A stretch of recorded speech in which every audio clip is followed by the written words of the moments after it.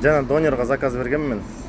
Короче, маған мынандай не берді, номерочек 13 деген. Қарасаңдаршы, қандай бақытты цифра. Негізі осы андай суеверный адамдар болады ғой. 13 цифра, жана бақытсыз цифра, несчастливый цифра.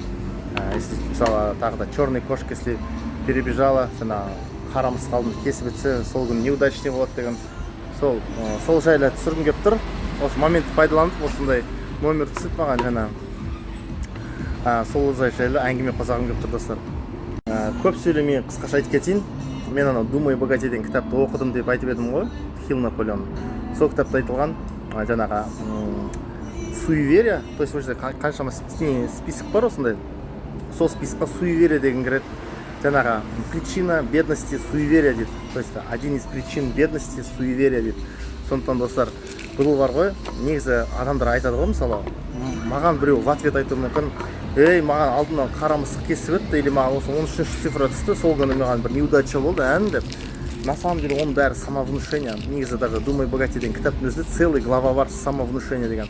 Адам егер өзіне внушать етсе, маған 13 цифра түсті, или қара мысық алдынан жүгіріп өтті, бүгін несчастливый день болады деп внушать етсе, сенсе бітті, 100% несчастливый, обязательно бірдеңе болады, потому что адам өзінің миына жаңағындай установка береді. Жаңағындай бүгін менде, короче, сондай вера пайда болады. Вера деген мощный ғой. Вера деген ол жаңағы немен келеді дейді, самовнушениемен. Адам өзіне внушать етеді, и внушать еткеннен өзі жаңағындай сондай обстоятельстволарға ұшырайды, жаңағындай неудача деп айтып жатқан. На самом деле бұндай заттарға вообще сенбеу керек. Бұларда ешқандай логический объяснение жоқ.